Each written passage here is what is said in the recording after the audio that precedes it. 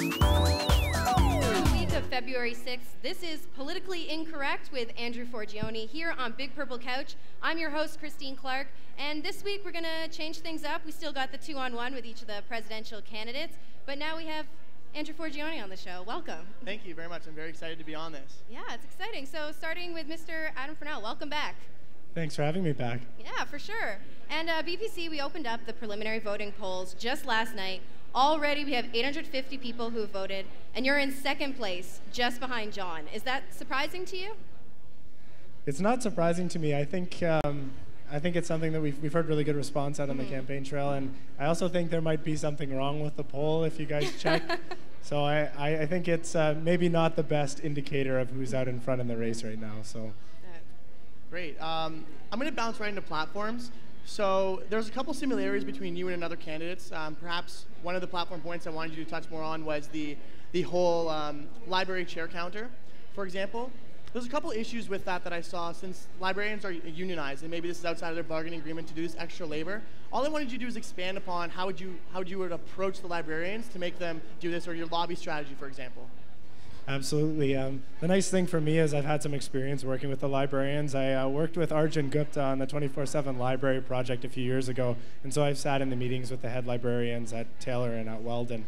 So I think I have a little bit of a pre-existing relationship there that I'd be able to draw on. And I know that obviously it's something that we've got to work on sort of as a lobby point and as an advocacy point.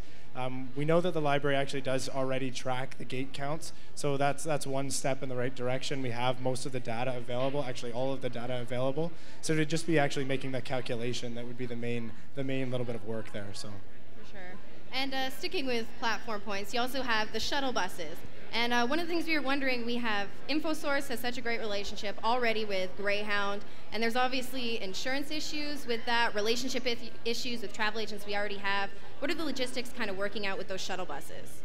Absolutely. I think the main approach we take here would be to be working within the existing contracts that we have for the Mustang Express, adding on to that contract, working within the same insurance framework that we have established there. I think when it comes to the relationships with Greyhound and the different other travel companies that we have, I think as the USC we have a responsibility to sort of stand up for students and make sure that we're giving them the best opportunity to travel. Right. And if that sacrifices a little bit of that relationship, I think it's something that we're willing to compromise on. So. Great. I wanted you to expand a little bit more on the per credit tuition lobby point. For example, this year, USA, it's a primary lobby point for us when we bring to the provincial government. So I just wanted you to expand on that, how your role as USC president, you'd see fit tackling an issue that's a provincial-wide one where we already have a number of universities tackling that currently.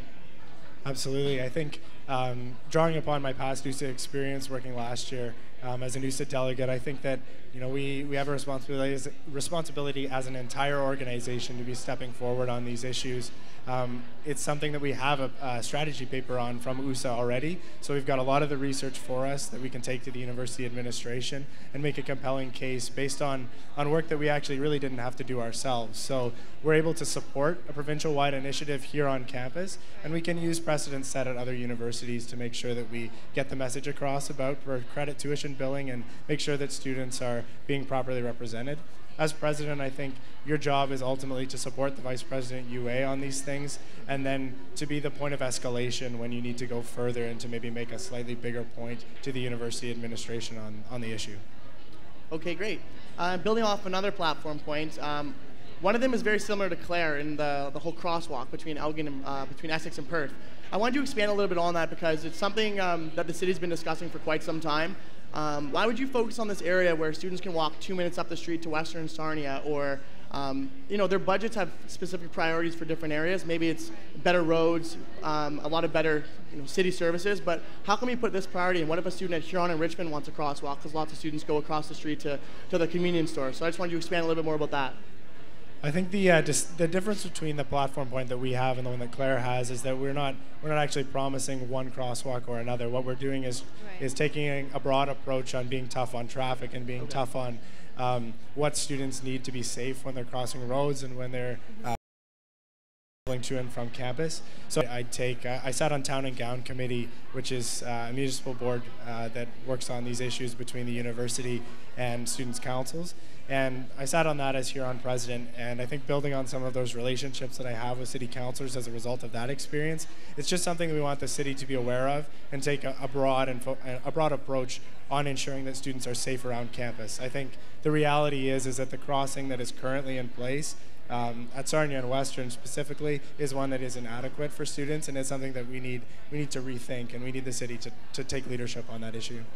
Okay. And since that is such a common place to cross on campus, right between residences, there's other places like that around the campus. Are there any other specific crosswalk spots that you think would be a priority? Do you think some residents would want one if Perth and Essex got one? I don't think we're for sure not focusing on the Perth and Essex one. I think that there are definitely other areas around campus where we see high volumes of traffic, and I think we just have a responsibility to look into as many of these things as possible. I can't imagine a student being overly jealous of one residence for having a crosswalk or not, but I think investigating the overall strategy that we have for ensuring student safety in terms of road safety and traffic safety is something that isn't the worst idea in the world, and I think it's something that we could work towards as an organization and as a long-term priority. And just a final question here. Out of all the other USC presidential candidates, which one do you think would be least successful as USC president? I'll have to say Claire.